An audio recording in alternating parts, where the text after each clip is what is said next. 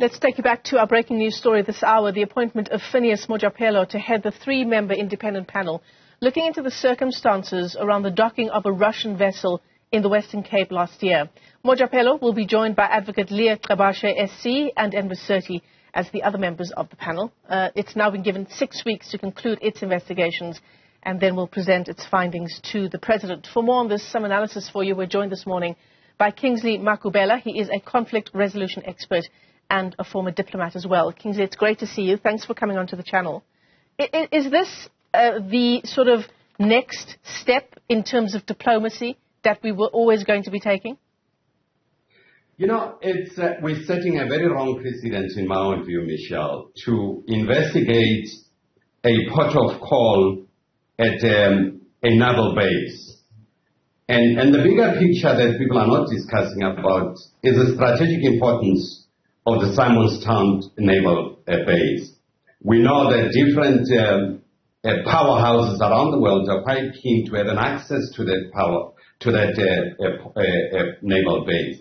Setting up this and looking at the terms of reference that are starting to emerge now, at least from the statement issued out by the presidency, it includes the reason for the port of call. Now, one would have expected that the port of call reasons were part of the clearance that was given to this naval ship. But I think we are boxing ourselves to be accountable to foreign governments in terms of what's going on. No doubt, if arms were shipped without the knowledge of government, there's a domestic law that has been broken. And that should have been managed totally different from the glare and the scrutiny of the global communities.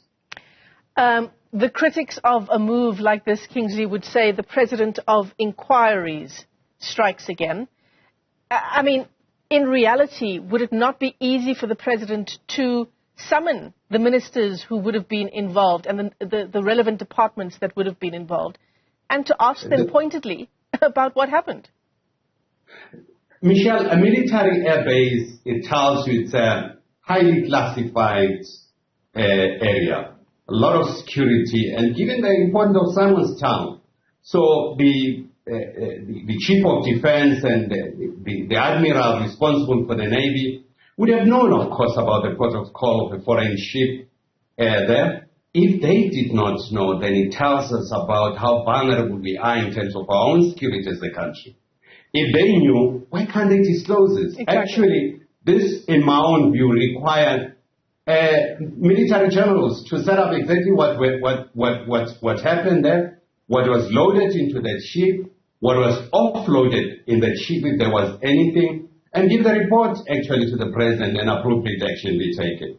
For us to really set up a commission of inquiry, we're setting ourselves for a precedent that everything that happens in the country, we're going to be setting up commissions of inquiry. That's where the problem is. Yeah, the president as the commander-in-chief of the SANDF, that's as high level as it gets. He'll have all the information, surely, at his fingertips. Absolutely. Michelle, to really set up, if anything happened in my house, I go and set up a commission of inquiry to make a determination of what happened in my house. It tells me I'm not in charge of my own house. That is a statement that is coming out of this commission of inquiry, in my own view. Is the president, Kingsley, buying time with this move? I think he's under tremendous pressure. I suspect there were promises that were also made to the Americans in terms of how we're going to behave. But, Michelle, the bigger picture that is emerging, there was an Iranian ship that made a port of call in Brazil. And the American launched serious protests against the Brazilian government. And Lula da Silva actually told the Americans where to go. So you can see there's a pattern to try to limit naval ships that are not viewed to be very friendly to the Americans and control access to that. And I think we should reassert our own independence, our sovereignty as a country, be able to interact with all naval ships. South Africa has had these exercises with the Russians and the Chinese military exercises, which really sent concerns to the Americans. And I think this follows that. So there's some conspiracy that is starting to emerge in my own view in terms of the control of the Simonstown naval, but it's too strategic. We have done that in our analysis at Risk Recon to look at the importance of key strategic areas within the world. if you see this, the Port Sudan is another strategic area, and there's a conflict that is emerging there. And the battle around the Sudan is around the naval base. And I think we are not immune from this kind of global forces wanting to reassert themselves, have monopoly of access to certain strategic location within our country. Of course, the question also is, Kingsley, not only whether arms were loaded or offloaded from the Lady R as it docked in Simonstown, but why in the first place a sanctioned ship would have been allowed there to dock. Well, you know, it's the sanction, that's what the problem is. It's not sanction, it's not a mandatory sanction. It's a unilateral sanction by the United States. And a lot of the sanctions that are issued up by the United States are not binding on us. It's not only this one with respect to the ship, it's the financial sanctions and so on. And we are having normal interactions with the Russians and the Chinese. Because if we were to operate according to the schedule of the American sanction, we'd be in trouble. But the very same Americans that are sanctioning everyone around the world, I mean, they are doing a lot of business with China, about $500 billion business that they are doing with the Chinese, importing things from China.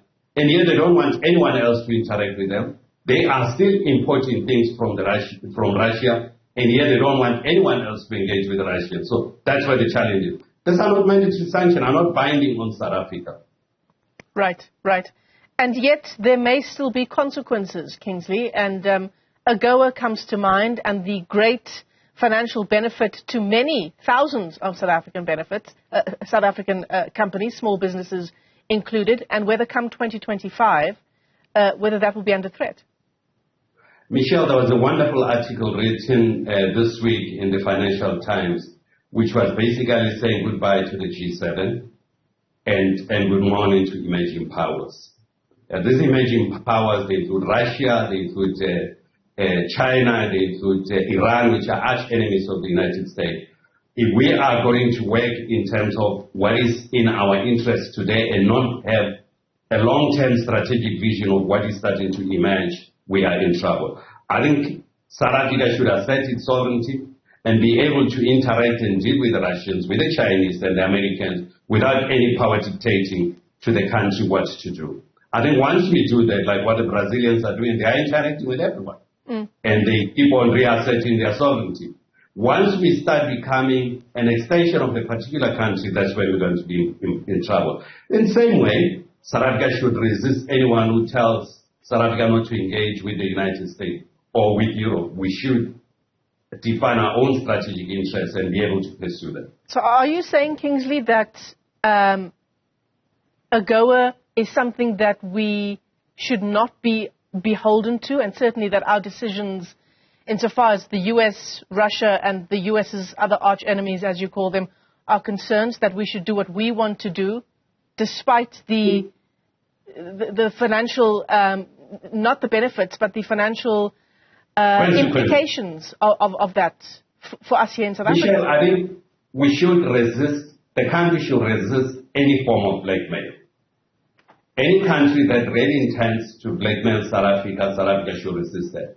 And I'm saying history has shown around the world that countries that were actually blackmailed or coerced into doing certain things, when they assert themselves, they then start to have good relationship with those countries. And I think once we give in to this, I can tell you the next move will be what kind of minerals should we export to that country and not that country? What kind of interaction should we have with other countries? I mean, it's really a serious blackmail. We are under blackmail so far by the Americans. I've seen articles in terms of the enriched uranium rods for Quebec power station. The Americans are refusing to sell this to us. And ESCOM, from what I've seen, ESCOM says we have power rods to carry on for the next 3 years. But we are not allowed to enrich these power rods, even though there's a recognition that there's no military enrichment of our nuclear. So this kind of blackmails, we've got to be very careful as a country, because once we give in to one, we are finished. Michelle, we're going to become an extension of foreign powers. Yeah, and I think we should affect ourselves. Yeah, resist the blackmail, absolutely. But at what cost, Kingsley? We should, every action has consequences. I think in the long run, the strategic importance of reasserting ourselves in the long run it outweighs the benefit of AGOA. If really the Americans want to use AGOA to blackmail us, I think we should resist it. We should deal with the American on an equal footing, that AGOA has dual benefit for us and for the Americans. And I think we should continue along similar lines. You know, this blackmails, Michelle, we follow up different developments around the world. A few months ago, the Americans stopped the Chinese from exporting their microchip, from producing their microchip, and stopped the Chinese technology. 400 billion business. The Chinese then are retaliating now. The media and everyone now is concerned about the American retaliation. The State Department issued out a statement, actually, condemning the Chinese retaliation. And, Michelle, this is how global politics are. You reassert and you look at your interests and you pursue your interests.